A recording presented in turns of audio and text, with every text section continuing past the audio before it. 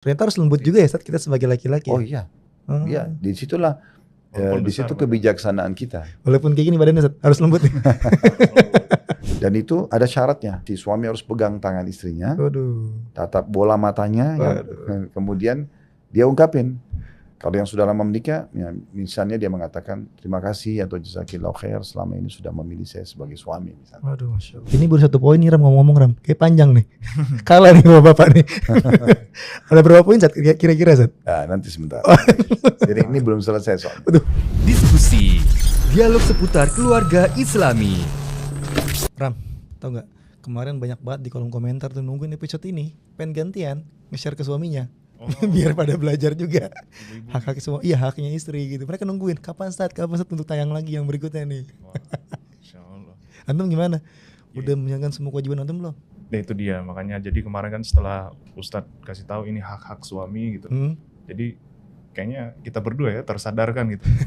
Ini sebenarnya kewajiban udah terpenuhi belum sih gitu loh. Kalau anak pribadi sih kayak udah ya, ngasih nafkah udah, lahir batin udah, ngasih ilmu juga, ngajarin juga anak-anak juga udah kayaknya. Kan mungkin ada yang kelewat gitu atau kurang sempurna gitu loh. Kurang sempurna? Ya mungkin. Berarti kita butuh belajar lagi dong? Harus belajar lagi. Ya udah kita ajak teman-teman juga untuk belajar kali ya? Ya dan mungkin tepatnya kita lebih fokus ke kewajiban ya. Sekarang kan keterbalikannya nih, kita mau bahas hak istri gitu loh. Oke. Istri juga di rumah kan. Ibu juga senang nih pembahasan ini ya. Bu, disimak Bu, baik-baik Bu. Ini kita bela nih. Baik, gimana Ustaz? Assalamualaikum Ustaz. Waalaikumsalam warahmatullahi wabarakatuh. Hayakallah Ustaz. Hayakallah. Insyaallah. Antum gimana sehat hari ini? Alhamdulillah. Alhamdulillah. Kayaknya Rama penasaran sama masalah hak istri nih. Antum duluan yang tanya Ustaz deh. Terus tinggal nimpalin. Jadi dari sekian banyak hak-hak istri Ustaz. Kemarin kan kita udah bahas mengenai hak suami ya. Sekarang berarti hak istri yang kewajiban suami begitu ya. Betul. Nah ini dari sekian banyak hak Ustaz, itu yang paling pertama Ustaz. Yang paling pertama hak istri yang harus dipenuhi oleh suami Ustaz. Mungkin mulai dari situ dulu Ustaz. Baik, alhamdulillah wassalatu wassalamu ala rasulillah. Jadi di episode sebelumnya pada saat kita bahas masalah kewajiban istri merupakan hak suami, sempat saya singgung bahwasanya ini hal terpenting yang harus diketahui dalam rumah tangga. Karena kita cukup fokus kepada kewajiban kita. Dan kita skala prioritaskan itu. Sehingga hak pasangan kita yang sudah Allah wajibkan terpenuhi. Dan kita juga tentu lepas dari hisab hari kiamat.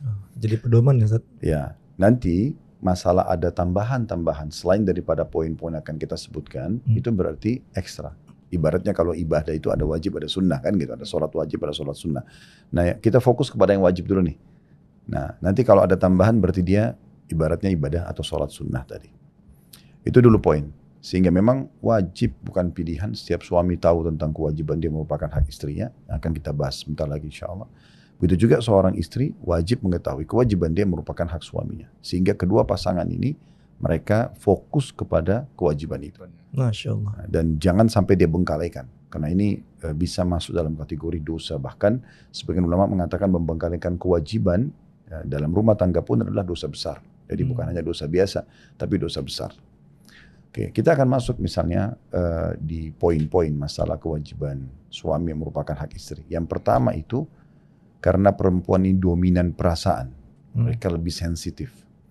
Maka Allah Subhanahu wa taala menjadikan kewajiban pertama adalah muasyarah bil ma'ruf. Artinya bermuamalah dengan cara yang santun. Allah sebutkan dalam surah An-Nisa ayat 19 wa ashiruhunna bil ma'ruf. Dan gaulilah mereka dengan cara yang baik. Gauli dengan cara yang baik ini sangat luas maknanya. Ibnu Katsir rahimahullah mengatakan dalam tafsir An-Nisa 19 ini, tutur kata yang santun, mata yang syahdu, gitu kan, jemahan tangan yang ramah, gitu kan, yang lembut. Kemudian mengerti perasaan, gitu kan, bisa mengerti keadaan, situasi dan keadaan. Jadi memang kita ini diperintah dalam agama ini bagaimana bisa lebih bijaksana sebagai laki-laki. Mungkin kita letih pada saat pulang kerja. Tapi kita juga harus bisa melihat kondisi dan keadaan istri di rumah, gitu kan. Jadi dari banyak sisi. Sisi misalnya kalau kita datang ke rumah, ternyata kita temukan rumah sudah bersih, wangi, dia pun sudah dandan cantik misalnya. Maka ini kan isyarat ada panggilan biologis ya. Nah biasanya perempuan itu karena mereka pakai perasaan, mereka suka dibuat kejutan. Mereka tidak mau membahasakan, ayo dong gaulin aku ya. Bukan seperti, tapi mereka tuh memberikan sinyal-sinyal itu yang kita harus pahami. Kode-kode Zat. Ya berarti dengan itu Kode rahasia. saya selalu memberikan gambaran kepada setiap suami, kalau sudah lihat keadaan ini maka yang pertama tidak usah pikir dulu masalah makanan dan minuman. Tapi bagaimana dia bersihkan dirinya, kemudian dia menggauli istrinya. Nah, saking pentingnya poin ini sampai Abdullah bin Umar radhiyallahu anhu itu berbuka puasa di saat azan maghrib, baik itu puasa wajib atau puasa sunnah dengan kurma dan air putih, kemudian beliau sholat maghrib, pulang langsung biologis dengan istrinya. Masya Allah. Karena bagi beliau jedah waktu puasa dari subuh sampai maghrib itu cukup lama untuk tidak berinteraksi sama istri kan, terutama berhubungan dengan masalah kemesraan dan hal biologis ini.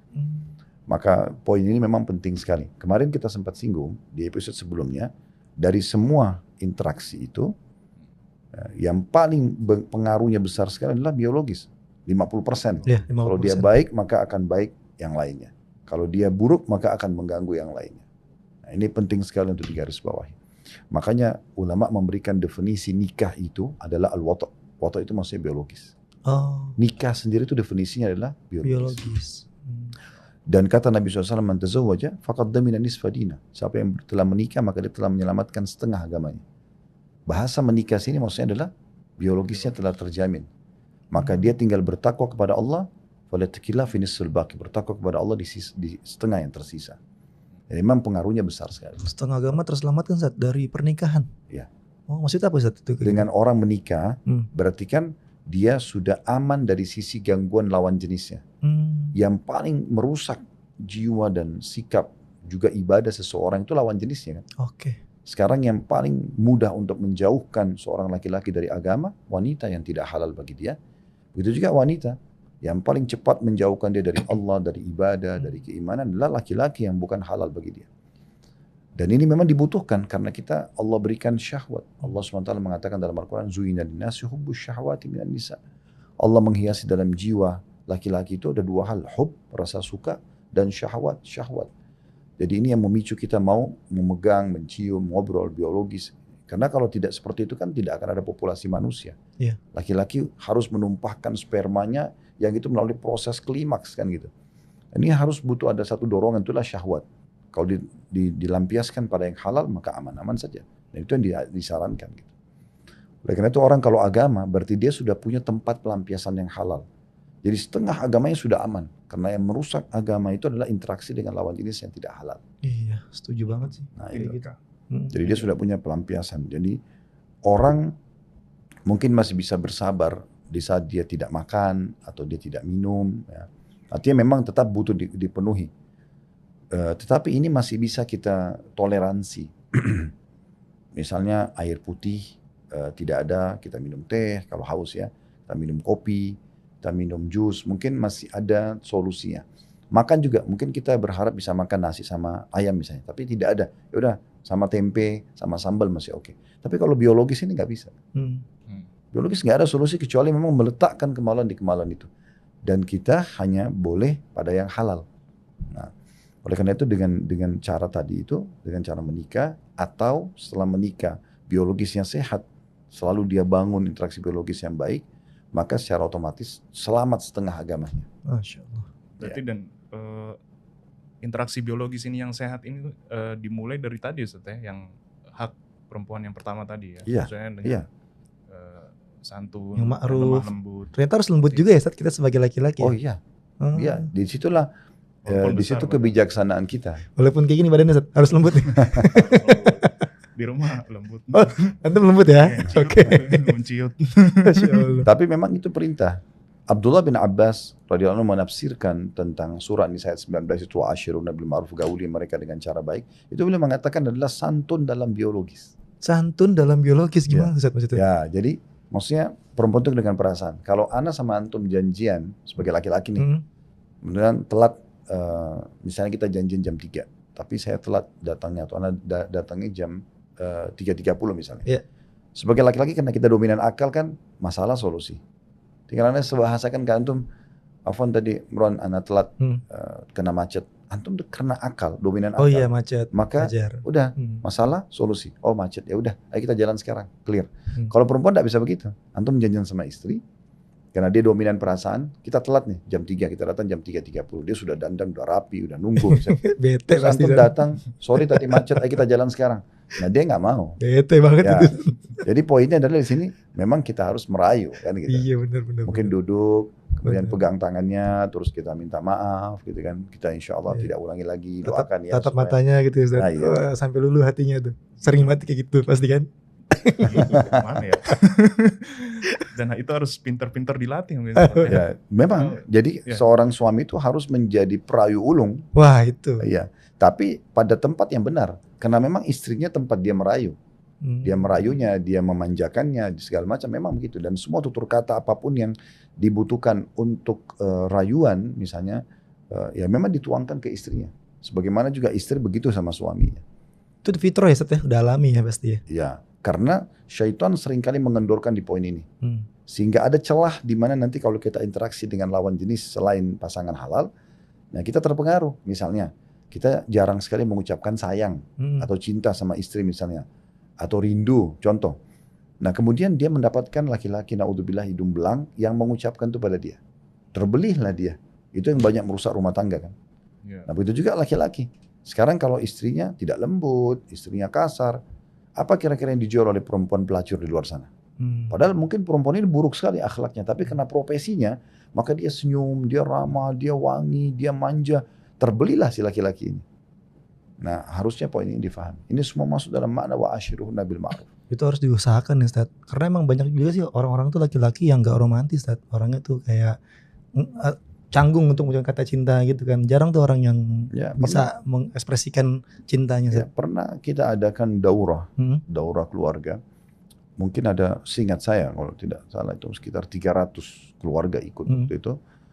Terus salah satu pelatihannya, karena di dalam daurah itu, pesantren kilat itu kita ada manajemen rumah tangga Islami 1 sampai manajemen rumah tangga Islami 10. Manajemen rumah tangga Islami 1 itu isinya adalah definisi pernikahan, tujuan pernikahan, gitu kan. Kemudian tata cara ta'aruf Islami, kemudian tata cara pernikahan Islami, kemudian masuk ke hak dan kewajiban suami istri. Nah, manajemen rumah tangga Islami 2 itu sudah masuk kepada lebih perdalam lagi hak dan kewajiban suami istri, ditekankan lagi di situ, kemudian hak orang tua kita sebagai anak dan hak anak dari orang tua. Nah, manajemen rumah tangga Islami 3 sampai 10 itu adalah 30 kiat mempertahankan rumah tangga. 30. Ya. Nah, itu setiap satu kali daurah itu bisa 4 atau 5 kiat yang kita bahas. Itu sampai nanti tuntas. Nah, di antara poin yang dibahas itu adalah tuangkan dan luapkan semua cinta dan kasih sayang pada pasangan halal. Nah itu ternyata waktu itu saya minta ke panitia hotel, karena bintang 5 waktu itu di Bogor. Coba saya minta auditoriumnya yang besar, suara ruangan yang besar, kemudian disiapkan meja dengan ada 1 jus dengan 2 sedotannya.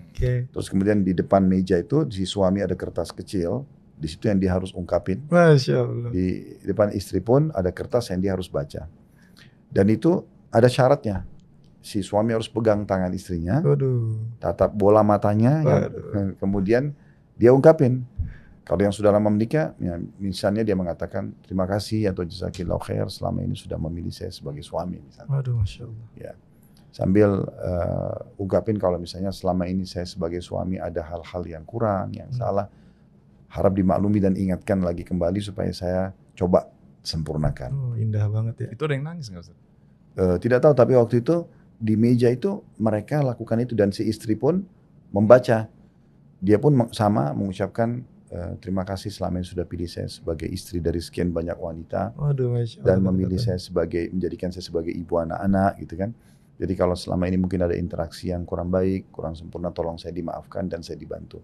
Nah, yang unik adalah pada saat kita buat seperti itu, 90% dari peserta belum pernah melakukannya. Masya Allah. Belum pernah melakukannya. Bahkan Itu bisa sampai dia. 95%. Mereka ungkapin itu. Ustadz kayaknya risih gitu kalau mau pegang tangan istri, terus Kaku gitu. lihat matanya, terus ngobrol gitu kan, sayang. Jadi saya masih belum bisa menangkap bagaimana seorang suami atau seorang istri berbicara dengan pasangnya sambil dia lihat tembok. Padahal pasangnya di sebelah lagi ngobrol sama dia, kan gitu. Kenapa nggak dilihat alisnya, matanya, dinikmatin hidungnya, bibirnya, memang sudah halal. Nah, tatapan itu kan mengundang rasa suka, mengingatkan kembali, oh dulu saya suka lihat matanya nih, saya suka lihat hidungnya, saya suka lihat bibirnya, itu akan menarik kembali kan kita dengan cara interaksi, kontak mata, bahasa tubuh itu kan penting sekali. Dan itu sudah dirincikan dalam agama kita, bukan tidak dirincikan. Berarti harus belajar romantis tuh. Ya. Harus belajar romantis teman-teman. Jangan cuman diem-diem gitu aja ya nggak sih? Diusahakan. Enggak romantis itu bukan karakter, ya. Itu harus bisa belajar tuh kayak gitu tuh. Nah, cuma ada poin penting. Kebanyakan umat Islam mereka berpikir hal-hal seperti ini tabu, gak ada dibahas dalam Islam. Sehingga mereka selalu berbicara seakan-akan kalau romantis itu adalah film barat, orang barat, orang non-muslim. Rujukannya ke sana ya Ustaz jadinya ya. Padahal keliru. Nabi Muhammad SAW sudah membahasakan, akmalu mu'minina imanan ahsanum khuluqa. Orang mukmin yang paling sempurna imannya adalah yang paling sempurna akhlaknya. Ini dulu garis bawahi. Berarti kita harus santun, ramah, dermawan, pemaaf. Itu semua orang yang paling sempurna imannya. Kemudian kata Nabi SAW, wa akmalu mu'mininan akmalu mu'minan imanan ahsanum khuluqa wa khiyarukum li ahli. Dan orang yang paling baik penilaiannya dari sisi akhlaknya yang merupakan kesempurnaan iman tadi, itu adalah yang paling baik pada istrinya. Masya Allah. Tolak ukur di situ. Jadi iman paling sempurna yang paling baik akhlaknya. Dan tolak ukur akhlak yang baik adalah bermuamalah dan santun baik pada istrinya. Lalu Nabi bilang, wa ana khiyarukum li ahli. Dan saya adalah orang yang paling santun dan paling baik pada istrinya. Wah, kita butuh bikin ini Ustaz kajian romantisnya Rasulullah kali Ustaz. Biar jadi panduannya teman-teman nih. Jangan ke barat-barat terus. Jadi patokan baiknya seorang suami itu di rumah ya Ustaz ya. Bukan di luar. Jadi kalau mau tahu laki-laki itu baik atau tidak, dia itu berwibawa atau tidak, bukan dinilai dari penampilan dia di luar rumah. Tapi tanya orang tetangga bantal dia, istrinya. Makanya para sahabat tanya. Mereka lihat Nabi SAW di luar tampan, rapi, berwibawa, pemberani, dermawan. Tapi mereka penasaran, mereka datang ke rumah Nabi SAW lalu tanya kepada Ummul Mukminin Aisyah, ya, kaifa kana khuluqun Nabi SAW? Bagaimana akhlaknya Nabi? Di luar kami udah tahu nih, dalam rumah gimana? Ini patokannya di sini nih. Maka Aisyah saking sulitnya menggambarkan bagaimana baiknya Nabi, Aisyah cuma mengatakan kana khuluqul Quran. Akhlaknya Nabi itu Al-Quran, seperti Al-Quran yang sedang berjalan di muka bumi. Merinding, Masya Allah. Jadi tidak ada celah di mana istrinya menilai negatif. Karena memang dia meletakkan posisi dia sebagai orang yang hadir dalam kehidupan sang istri tadi dengan muamalah-muamalah yang baik. Muamalah-muamalah yang baik. Nah, poin yang tidak kalah penting di sini, apakah muamalah yang baik itu memberikan pelajaran kepada kita bahwasanya saya nggak boleh marah sebagai suami? Bukan. Kita harus justru bijaksana. Di saat istri itu berbuat baik satu, kita balas dengan 10 kebaikan. Di saat istri itu ramah, kita balas dengan 10 ramah, gitu kan? Di saat dia apa sajalah dia melayani maksimal, kita membalas dengan juga pemberian yang maksimal. Nah, seperti itu. Tapi bukan berarti di sini kalau dia berbuat salah lalu karena kita cintanya sama istri, oh kan kita disuruh akhlaknya baik, udah kita nggak usah tegur deh sebagai bentuk cinta. Ini keliru. Makanya Nabi SAW menghardik the youth. The youth adalah laki-laki yang tidak mengingatkan kesalahan istrinya. Istrinya tidak berhijab, istrinya tidak sholat, istrinya tidak menjaga jarak dengan lawan jenis, terlalu supel gitu kan. Sehingga akhirnya sangat terbuka orang komunikasi lawan jenis dengan dia via WA, via telepon. Nah, ini the youth, tidak boleh sang suami membiarkan itu. Dia harus di sini marah, tapi marah karena sikap dan perbuatan yang keliru. Seandainya itu udah jadi karakternya si istri, Ustaz, kita cuma bisa bersabar aja itu boleh atau tetap harus tegur juga? Jangan, harus ditegur. Dan harus ditegur. Ini tanggung jawab kita juga, Ustaz. Iya, makanya itu masuk dalam bab nusyud yang kita singgung pada episode sebelumnya. Dalam Al-Quran kan Allah mengatakan, wallati takhafuna nusyudahun, dan para wanita yang kalian khawatirkan nusyudnya, pembangkangan. Misalnya tidak menjalankan kewajiban atau melanggar hukum agama, diingatkan gitu kan. Allah mengatakan fa'iduhun, ingatkan mereka. Gak boleh loh, ini haram dalam agama. Diingatkan. Ustaz. Kalau mereka tidak mau, wahjuruhunna fil madaji, boikot mereka diranjang. Jadi gak digaulin. Nah ini di poin ini juga penting ini. Jadi kalau laki-laki, kita sebagai laki-laki misalnya, istri lagi gak mood, tidak mau memenuhi biologis kita sebagai laki-laki kena pakai dominan akal tadi. Oh dia lagi capek, udahlah, nah, selesai, solusi kan. Kalau perempuan tidak. Mereka kalau diboikot, tidak digauli, itu tersentuh sekali perasaannya. Bagi mereka itu sebuah pukulan, tanda kutip yang sangat keras. Sehingga Allah menyuruh menjadikan itu sebagai metode untuk mengubah dia. Jadi walaupun dia sudah seranjang sama kita, kita nggak gaulin. Nah, gitu. Kemudian kata Allah SWT, kalau tidak berubah, walu wadribuhun, pukul mereka. Nah pukulan tapi ini harus gairu mubarrah, yang tidak melukai.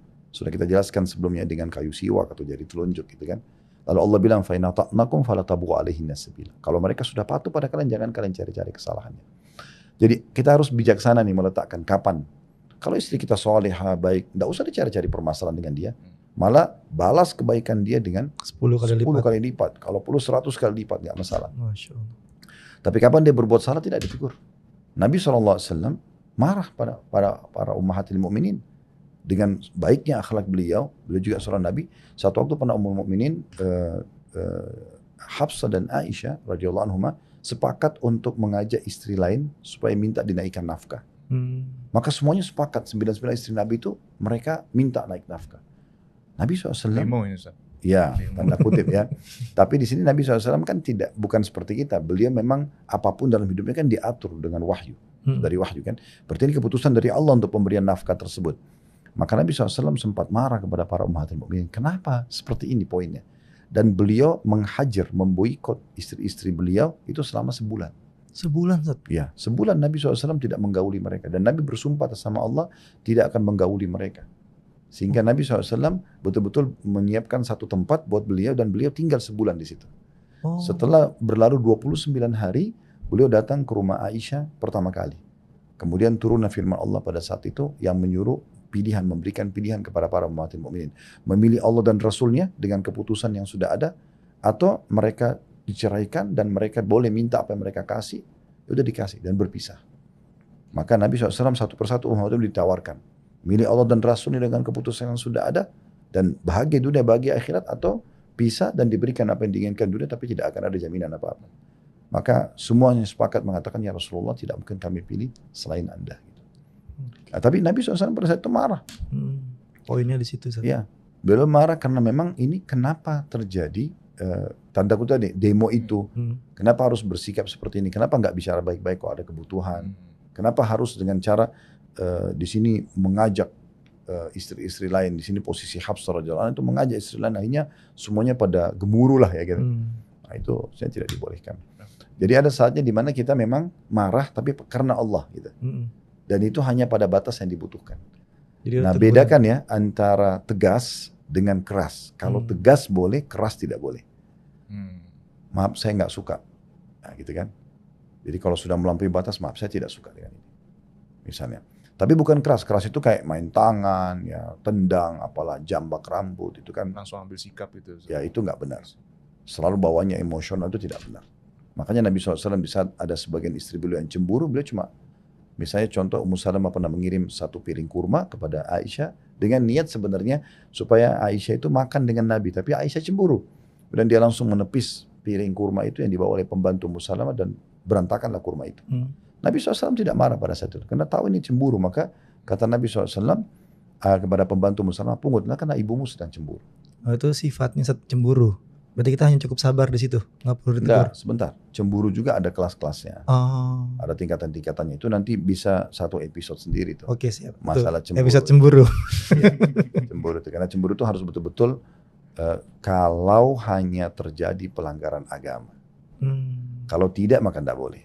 Karena cemburu Aisyah pun ditegur oleh Nabi SAW. Ditegur, Ustaz? Ya, ditegur. Seperti contoh pernah Aisyah cemburu dengan Khadijah. Khadijah setelah meninggal radhiyallahu anha.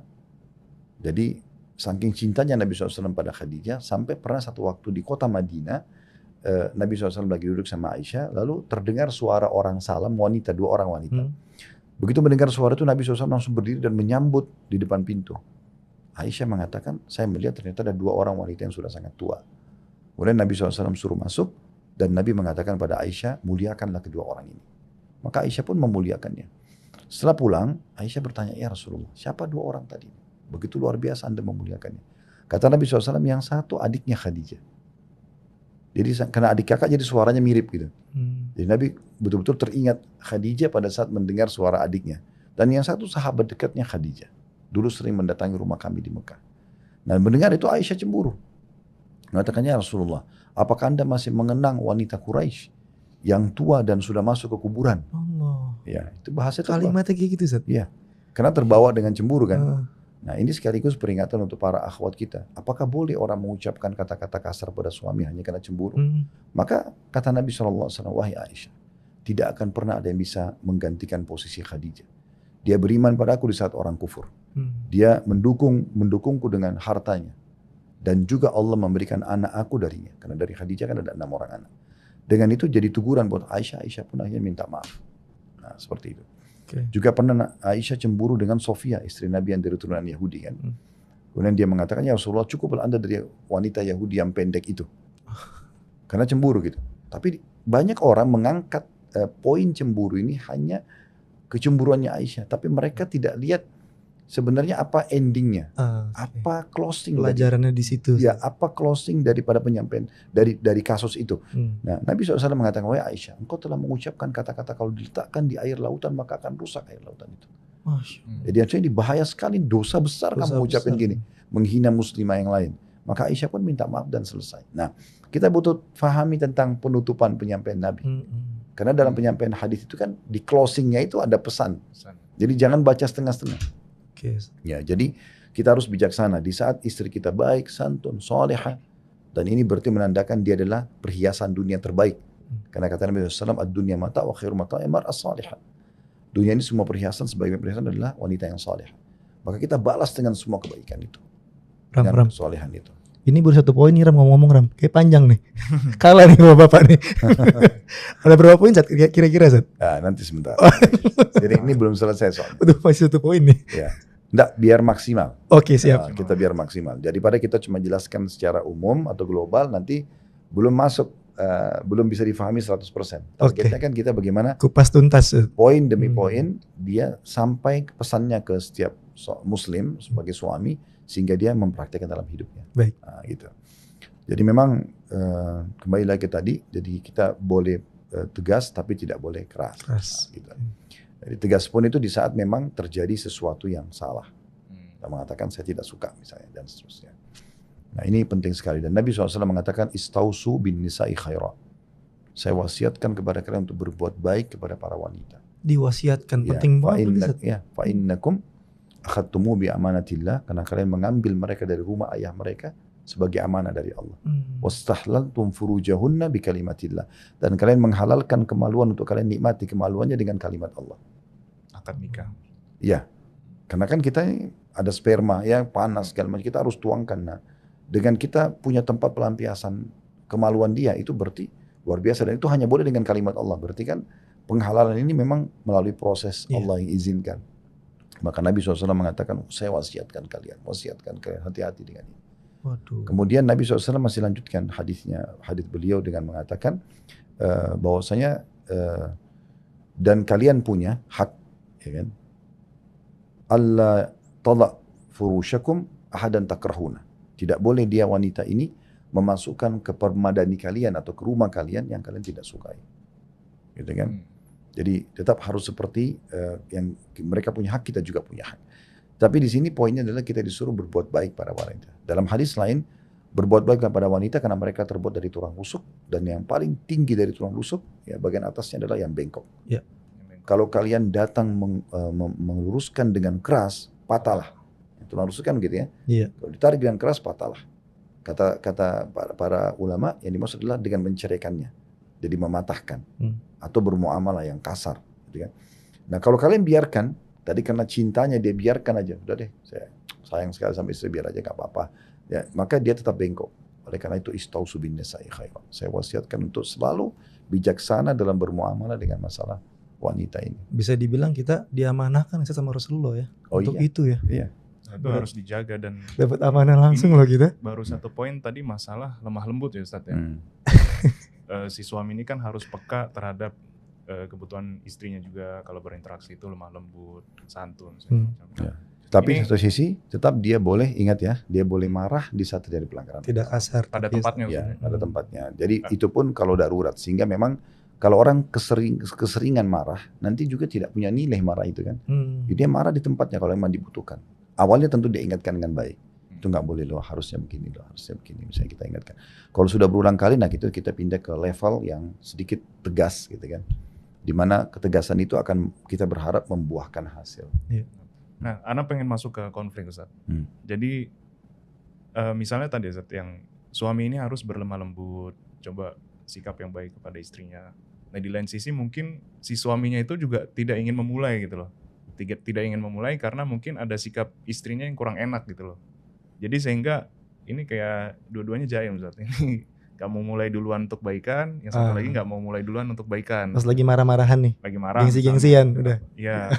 Jadi itu solusinya gimana Ustaz? Jadi masing-masing ini pengen haknya terpenuhi duluan. Ini sebenarnya siapa yang harus ngalah sih Ustaz? Jadi setiap muslim dan muslimah, setiap suami dan istri dalam Islam itu, mereka harus sepakat. Kalau judul kehidupan mereka, ya, panduan mereka adalah Islam. Jadi di atas kepala suami dan itu ada Islam. Tolok ukur orang yang benar atau orang yang salah Islam. Islam yang menilai, bukan kita pribadi.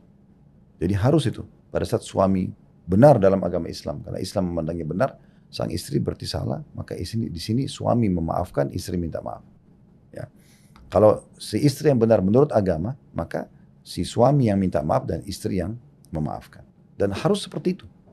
Rumah tangga itu seperti pernah saya jelaskan di salah satu episode kita, ta'aruf yang sebenarnya itu justru dimulai dari akad nikah sampai salah satunya meninggal. Iya. Jadi kalau kita baru kenalan awal, kirim biodata sebelum akad nikah itu ta'aruf, pembukaan, mukaddimah, belum kenal itu. Ini ada konflik satu lagi Ustaz dalam permasalahan yang tadi, poin yang pertama. Jadi misalnya perihal menasehati ya Ustaz ya. Ketika misalnya istrinya dinasehatin gitu, tiba-tiba dia ngungkit, kan kamu juga dulu kayak gitu. Ngungkit masa lalu? Iya, mungkin masa lalu kita pernah kayak gitu juga. Ketika kita nasehatin istri, dia balik lagi ke kita. Biasanya ada ini tuh, ada catatannya biasa di handphone. Kemarin dulu tuh kamu pernah gini. Hafal di luar kepala. Hafal di luar kepala. Akhirnya saling serang, mungkin nanti siapa yang duluan ngalah ya udah gitu. Nah, memang tadi poin yang sempat saya ingatkan tentang masalah agama Islam, tolak ukurnya itu harus kembali kepada agama dulu. Itu disepakati, selalu diingatkan dalam rumah tangga itu. Ada apa-apa kita kembali kepada agama ya. Agama bilang apa, Allah dan Rasulnya bilang apa, kita ikutin. Nah, gitu. Jadi tolak ukur siapa benar siapa salah itu adalah agama. Supaya ngerucut dan ada rujukannya. Karena kalau tidak akan bisa. Kenapa terjadi seperti itu? Misalnya terjadi egois, orang tidak mau memulai. Atau apalah tadi misalnya kita nasihatin terus diungkit lagi, mungkin kita pun pernah melakukan misalnya. Karena memang bukan agama tolak ukurnya. Kan kalau agama itu, kalau seseorang pernah berbuat salah kemudian dia sudah taubat, kan clear. Taubat membersihkan kesalahan yang lalu kan gitu. Kata Nabi SAW gitu. At-taubat tujubu ma qablah. Taubat membersihkan semua kesalahan yang lalu. Atau dalam hadis yang lain, at-taibu minadz-dzambi kaman la dzambalah. Orang yang telah bertaubat dari satu dosa tidak ada, seakan-akan tidak ada dosanya sama sekali. Ketika sudah clear, tidak bisa satu sosok pasangan menjadikan, karena misalnya ini pernah bohong, dia sudah taubat nih, sudah luruskan. Kemudian ini sekarang berbohong, ini diluruskan. Lalu dia katakan, kau juga pernah begitu. Berarti orang ini tidak paham agama. Agama itu berarti pada saat kita dinasehatin, dan itu benar, kita harus menerimanya sebagai sebuah masukan positif, dan kemudian kita perbaiki ke depan. Allah kan menjadikan pasangan itu hanya penyebab supaya hukum Allah ini bisa berjalan. Suami menjalankan tugasnya, yang Allah perintahkan, istri juga begitu. Dan kalau salah satunya buat salah, yang satu mengingatkan. Nah seperti itu. Jadi nggak boleh poin seperti ini nggak boleh muncul dalam masalah konflik rumah tangga itu. Nggak boleh mengatakan, oh dulu kan kamu juga pernah begini. Atau misalnya dia mengenang masa lalu, ya memang mungkin orang ini dulu bebas, kemudian sekarang sudah taubat, itu nggak bisa lagi. Makanya kita lihat dalam kehidupan para salafus saleh, para sahabat, mereka tuh mereka tahu sebenarnya Umar bin Khattab dulu pemabuk, membunuh umat Islam, sembah berhala. Tapi tidak pernah ada sahabat mengatakan, Umar kau kan dulu masa lalumu begini, untuk apa kau nasihatin kami? Gak ada. Gak ada kayak gitu. Gak ada yang berani juga saat kayaknya. Enggak, kalau berani ada saja orang yang berani kan. Tapi memang mereka paham benar Islam tidak menyuruh itu. Betul. Karena kalau kita selalu ada yang nasihatin lalu kita melihat masa lalu orang, ini masa lalunya tidak benar nih. Untuk apa saya dengar? Itu salah, karena dia kan bisa saya sudah taubat dan sekarang berubah. Berapa banyak orang yang dulunya ahli maksiat, kemudian sekarang sudah menjadi seorang alim, bahkan menjadi ulama. Iya Ustaz. Gak perlu diungkit-ungkit lagi. Iya, nggak perlu. Berarti semua barang bukti dihancurin aja Ustaz semua ya? Tidak semua, ya, bukan dihancurin. Memang sebaiknya pada saat kita lagi bertengkar suami istri itu, ini juga bisa jadi episode sendiri misalnya masalah konflik. Ya kan, bagaimana konflik itu dipecahkan dan diselesaikan. Memang ini permasalahan sering terjadi. Kalau terjadi konflik dan tadi, kalau idealnya kembali kepada agama Islam, siapa benar dia memaafkan, siapa yang salah dia ngakui dan dia minta maaf, lalu buka lembaran baru, kan gitu. Nah, pada saat sudah membuka lembaran baru, memang semua pemicu keributan itu sudah harus dilenyapkan. Ya, isi-isi tulisan WA segala macam dihapus. Dan saran saya kepada setiap suami, kalau istrinya sudah WA macam-macam, sebaiknya jangan ditanggapin. Gak usah ditanggapin. Karena ya, nanti dia akan kehabisan kosakata sendiri. Karena kalau kita layanin, mereka itu terbawa perasaan. Mereka akan terus berbicara dengan perasaan, dan perasaan ini seringkali menyakitkan. Iya. Kalau dia membahasakan, oleh karena itu jangan, usah direspon. Padahal kita udah minta maaf Zat ya, udah minta maaf, udah ngalah, makasih aja diserang Zat. Kok minta maaf doang, gak ada yang lain. Kamu tuh gini, tapi gimana ya, udahlah kita diem aja. Tidak boleh juga diam. Oh gitu. Tapi kita gini, daripada antum balas-balasan via WA, mendingan antum ketemu, ngobrol, clearkan pada saat itu. Jadi usahakan setiap ada masalah, saran saya pribadi ini jangan dinginapkan. Clearkan aja pada hari itu. Jadi kita buka lembaran baru. Nah, biasanya kalau dinginapkan sehari 2 hari, ini dibumbui terus sama setan. Apalagi kalau sampai pisah rumah, beda kota, beda negara, ini makin jadi gitu. Oleh karena itu kita jangan membiarkan. Iya, betul Ustaz. Karena pribadi seperti itu sama istri, kalau kita ada masalah langsung kita selesaikan. Jangan sampai kita ke bawah tidur, jadi nggak enak rasanya, Ram. Pernah kayak gitu nggak? Ke bawah safar nggak enak rasanya. harus langsung selesai itu. Iya. Selama safar jadi azab banget itu. Yang penting kita paham bahwasanya itu tadi tolaknya agama. Siapa yang benar menurut agama, yang salah menurut agama. Iya. Jadi selesai, pasti akan bisa. Orang yang salah pun dalam agama itu bukan berarti dia orang buruk. Dia sedang lalai. Dan tugas kita sebagai pasangan kita yang sedang lalai itu seperti lagi dirangkul oleh syaitan, dibawa ke neraka. Tugas kita sekarang tarik kembali tangannya. Supaya jangan dia dalam rangkulan syaitan dan dilempar ke api neraka itu kan. Ini harus bisa difahami. Dan ini ada pertanyaan lagi Ustaz, terkait yang tadi antum bahas masalah boikot Ustaz. Jadi kan yang tadi antum kisahkan itu istri Nabi itu diboikot oleh Rasulullah SAW. Ketika diboikot itu Ustaz, ini juga ada pembahasan yang berikutnya ya, masalah nafkah. Ini ketika diboikot ini, apa nafkah itu jalan Ustaz? Jalan. Tetap jalan? Jalan. Tidak ada hubungannya. Nggak ada hubungannya. Kecuali memang dia sudah melakukan pelanggaran-pelanggaran agama yang berhubungan dengan masalah nafkah itu. Atau pelanggaran agama besar yang memang membuat dia tidak menjalankan kewajibannya. Di situ boleh. Contoh misalnya, dia curang dari sisi nafkah. Misal kita memberikan dia 5 juta rupiah, lalu dia buat laporan palsu. Contoh. Udah habis uang, padahal sebenarnya tidak. Lalu dia nabung, atau dia pakai untuk yang lain yang tidak izin sama suaminya. Dan kita temukan buktinya. Ternyata nih, kok jadi tabungan, kok jadi malah minta tambahan, padahal sebenarnya dia gunakan untuk jalan-jalan sama temannya misalnya, atau dia bantu keluarganya tanpa izin. Nah di saat itu kita bisa memberhentikan dulu, di stop. Gitu kan? Di stop dalam arti kata, tambahan yang dia minta kita nggak kasih. Nafkah dasar tetap berjalan. Dasar. Yang dia harus makan dan minum gitu kan. Yang kehidupan berjalan tetap ada ya. Ya. Nah, dan perlu juga digarisbawahi, kewajiban suami dalam memberikan nafkah itu adalah sifatnya harian, bukan bulanan. Bukan bulanan. Jadi kewajiban kita memberikan, kalau hari ini saya makan apa, saya minum apa, istri saya juga ikut makan dan minum. Gitu. Kalau ada seorang suami memberikan dari awal bulan, itu untuk 1 bulan ke depan, itu kebaikan yang luar biasa. Karena kalau dia meninggal di pertengahan bulan, berarti 2 pekan itu dia sudah berbuat baik. Karena kan kewajiban dia harian. Kapan dia hidup, kalau dia masih hidup hari ini dia berikan nafkah, kalau dia meninggal besok ya sudah dia gugur, tidak ada lagi kewajiban dia. Nah seperti itu. Dan Anda pernah dengar Ustaz, maksudnya di kajian itu kan si suami ini kan ada kewajiban untuk memberi nafkah gitu Ustaz. Nah berarti si nafkah ini apa berbanding lurus dengan kegiatan biologis Ustaz? Ada hak ya itu juga hal yang lain. Karena biologis itu kan kewajiban mutlak. Dan bagi istri yang tidak menjalankan biologisnya, itu boleh diboikot nafkahnya. Karena pernikahan asalnya adalah al-wata'. Jima itu kan hubungan biologis. Untuk hari itu Ustaz ya? Iya. Karena per hari itu. Iya. Jadi dia tidak bisa, kita punya hak untuk menahan, tidak memberikan kepada dia. Kenapa dia tidak melayani? Kecuali dia sakit, dia punya uzur syar'i. Nah, makanya problem-problem yang seperti ini sebenarnya itu bisa lepas dari pernikahan karena mendahulukan agama. Nah kalau kita dahulukan agama itu kita akan aman. Permasalahannya kita kebanyakan orang hanya dahulukan cantiknya, ya kan, jalur nasabnya atau hartanya, sehingga ini masalah-masalah seperti ini dianggap remeh oleh sang istri itu. Makanya harus belajar juga, Ron. Mungkin supaya lebih jelas perihal nafkah ini, nafkah seperti apa yang wajib bagi kita untuk berikan kepada istri kita, Ustaz? Ini mungkin poin kedua ya, Ustaz. Ya, ini poin kedua tentang masalah nafkah itu. Yang kita wajib untuk berikan itu adalah nafkah dasar di 5 hal.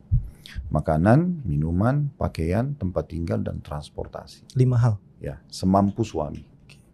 Semampu suami. Liyumfik dzu sa'atin min sa'atih, kata Allah SWT dalam Al-Quran. Orang sang suami ini memberikan nafkah semampu dengan, atau sesuai dengan kemampuan dia. Nah apa yang dia makan hari itu istrinya juga makan. Apa yang dia minum juga minum. Makanan, minuman. Kemudian pakaian, dia juga memberikan pakaian yang layak untuk istrinya. Kemudian ini kata Allah SWT, kata Nabi SAW dalam hadis, dan juga hak mereka jadikan adalah kalian memberikan makanan, minuman, nafkah semampu kalian. Kemudian tempat tinggal itu kata Allah SWT dalam Al-Quran, dalam surah At-Talaq gitu ya, askinuhunna min haitsu takantum min wujudikum. Tempat tinggalkanlah para istri itu ya, di tempat yang kalian tinggali. Kemudian kalau transportasi, di mana Nabi SAW berikan contoh, beliau memberikan tunggangan unta ya, untuk para ummahatil mukminin. Nah, itu contohnya, ini nafkah. Tapi ini semampu suami. Kalau suami hanya mampu misalnya, kalau makan minum masih aman ya, pakaian juga.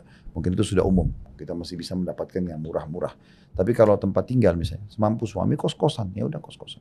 Kontrak ya kontrak, bisa beli rumah ya beli rumah.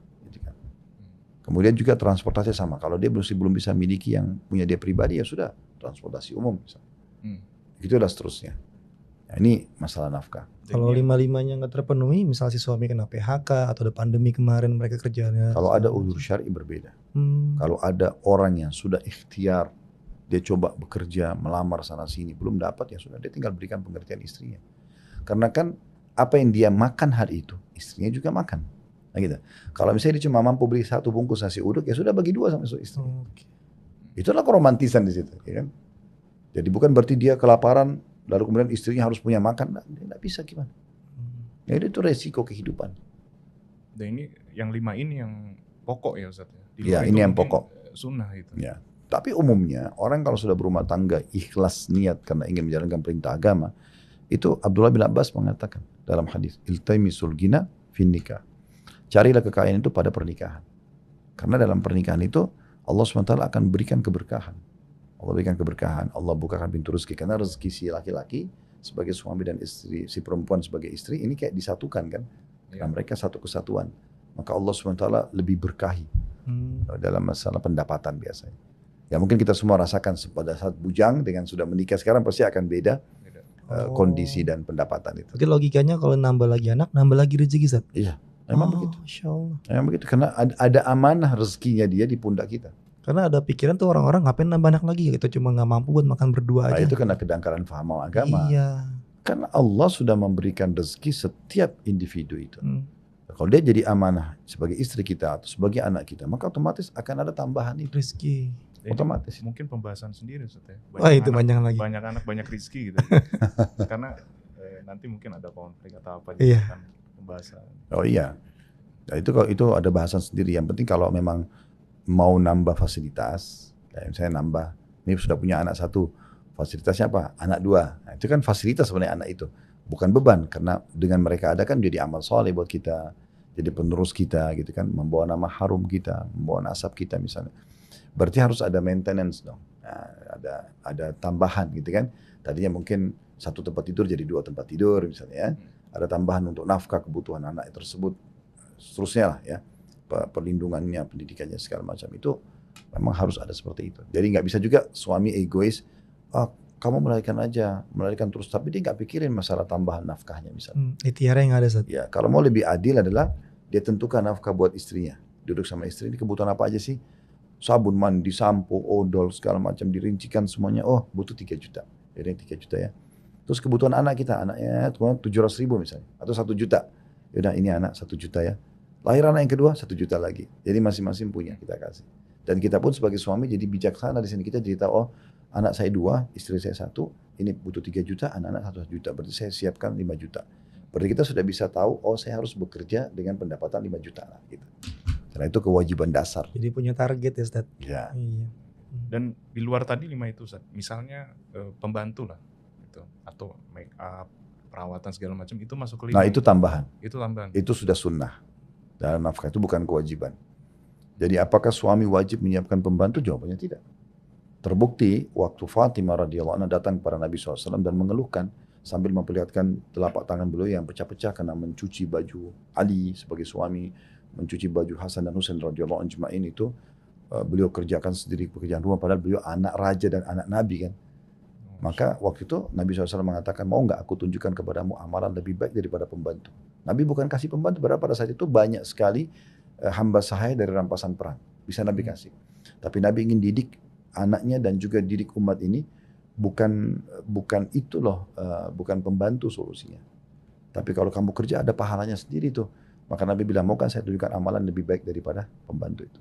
Kalau kamu mau tidur, bacalah Subhanallah 33, Alhamdulillah 33, Allah Akbar 33 atau 34 dalam riwayat lain. Itu lebih baik daripada pembantu. Jadi Nabi singgung masalah pembantu itu. Tapi apakah boleh suami menyiapkan pembantu istri? Boleh. Kalau dia ingin meringankan bebannya. Misalnya karena ada anak gitu kan. Atau rumah cukup luas. Dia ingin memudahkan lah supaya istrinya juga pada saat dia pulang ke rumah udah bisa fokus buat suami. Nah itu oke saja, gak ada masalah. Tapi bukan berarti dengan adanya si istri menuntut mengatakan, oh kamu harus siapin saya pembantu. Padahal sebenarnya dia masih sendiri atau anaknya masih 1 dia masih bisa urus misalnya. Nah ini tidak boleh dianggap itu sebagai sebuah kewajiban. Ini cuma tambahan. Makanya tadi saya titik beratkan harus paham mana kewajiban sehingga fokus ke situ saja. Kalau seorang istri mau minta pembantu dia sampaikan baik-baik. Seperti orang yang minta tambahan seperti apa sih? Iya. Ya, gitu. Dia santun, dia Merayu ramah, dia dulu. sampaikan permasalahannya apa. Ya. Kalau istri yang ingin bekerja saat membantu mencari nafkah itu boleh nggak Ustaz? Itu sebenarnya sama, tambahan itu ya. Itu tidak ada hubungannya sama sekali dengan masalah nafkah atau masalah kewajiban. Dilihat kondisi dan keadaan. Kalau suaminya sudah tua, suaminya kena penyakit kronis, ya, tidak mungkin lagi bekerja lah. Dan mungkin tidak ada pendapatan. Bahkan mungkin sebagian suami karena sakit dia butuh obat. Istrinya masih mampu, lalu istrinya bekerja, berdagang, bekerja. Oke, untuk biaya keluarga. Tapi kalau misalnya suami sudah punya pendapatan walaupun pas-pasan, tapi istri dengan argumen, udah saya juga akan bantu nanti. Itu tidak perlu. Karena perempuan ini sensitif sekali. Kapan dia sudah mulai kerja, punya pendapatan, apalagi di tempat umum interaksi sama lawan jenis, ini kan efeknya besar sekali. Secara kejiwaan ya, dia bisa tergoda. Apalagi kalau sudah punya pendapatan sendiri. Kenapa istri disuruh diberikan nafkah? Supaya mereka itu gak usah pikirkan kerjaan dan tidak usah punya pendapatan. Karena kalau punya pendapatan biasanya, tanda kutip ada sebagian istri, apalagi kalau pendapatannya lebih besar dari suami, dia anggap remeh suaminya. Suaminya gak punya kedudukan lagi. Dia merasa bahkan tidak butuh dengan rumah tangga, lebih baik cerai aja. Karena merasa bisa hidup sendiri gitu ya, mampu. Ya. Jadi Makanya Islam menyuruh istri diberikan nafkah. Karena memang mereka begitu pemikirannya. Nah, itu salah satu hikmah gitu kan. Jadi nggak usah. Dan ada satu kasus pernah seorang ikhwah datang kepada saya lalu mengatakan begini. Waktu itu Masya Allah awalnya dia sangat semangat, energik sekali orangnya, kerja di satu lembaga gitu. Kemudian mungkin setelah 6-7 bulan ketemu, terus dia matanya berkaca-kaca lalu dia mengatakan habis sholat berjamaah sama-sama, Ustaz saya pengen bicara 4 mata Ustaz. Oh ya silakan. Terus dia sambil berkaca-kaca matanya lalu dia mengatakan mau cerita tentang masalah istri saya Ustaz. Kenapa? Dia bilang beberapa tahun kami berumah tangga kami bahagia sekali. Kalau tidak salah 3-4 tahun sampai punya anak 2. Bahagia. Saya kerja, apa yang saya dapatkan saya nikmatin sama istri sama anak. Nah tiba-tiba istri saya mengatakan begini, bagaimana kalau saya kerja juga? Kebetulan dia juga sarjana. Saya kerja juga, nanti mungkin dari uang kita yang digabungin, kita bisa cicil rumah, cicil mobil. Idenya bagus. Suaminya awalnya mengatakan, oh kalau gitu bagus saja, enggak apa-apa. Mulailah bekerja. Tapi qadarullah, sang istri mendapatkan pekerjaan lebih layak daripada suaminya dan pendapatan lebih besar. Kata suaminya, tiba-tiba istri saya berubah sikap. Domba berubah sikap. Karena dia nganggap suaminya, kamu siapa? Pendapatanmu lebih kecil. Gak selevel gitu Zat. ya mungkin ada ke situ pikiran, atau mungkin dia merasa udah saya untuk apa suami, saya capek-capek melayani, toh juga saya sudah Uang. dipenuhi kok, gitu lah. Itu secara kejiwaan bisa muncul, dan itu terjadi fakta lapangan dari kisah ini. Akhirnya dia pun sering pulang telat, dan kalau pulang telat capek, dalam kondisi dia nggak punya kebijaksanaan seperti suami. Kita capek pun, tapi kalau lihat istri sudah dandan segala macam, kita masih merasa oh ini kewajiban saya untuk penuhi biologisnya. Kalau mereka sudah tidak seperti itu, sering marah, kata akh ini, marah tiba-tiba kalau saya ajak biologis, saya capek, apa kamu tidak tahu gini-gini. Lebih parah daripada itu, terbukalah pintu-pintu pergaulan yang tidak diharapkan. Karena dia punya atasan laki-laki dan mewajibkan dia ikut keluar meeting kantor, keluar kota, sampai suaminya bilang, saya pernah jemput, dia turun dari mobil atasannya, cuma berdua aja. Nah, bagaimana sikap saya, apa yang saya harus lakukan? Nah, ini kan ya, konflik yang terjadi yang memang serba salah sang suami sekarang. Dia yang izinkan dan suami istrinya sudah terlanjur rusak begini. Ya, saya cuma bilang ya antum berdoa kepada Allah Subhanahu Wa Taala agar Allah bisa berhentikan dari tempat kerjanya itu, sambil di waktu atau momen tertentu yang tepat ya nasihatin. Kalau umur tuh di dunia sebentar dan kita akan meninggalkannya, ya, harusnya ini bisa diperbaikin kondisi dan keadaannya. Terus ingatkan dia kenangan-kenangan pada saat dia dulu di rumah, ngurus suami, ngurus anak, apa yang indah, karena mereka pakai perasaan disentuh dari sisi itu supaya mereka bisa memahami kalau itu harusnya dikerjakan.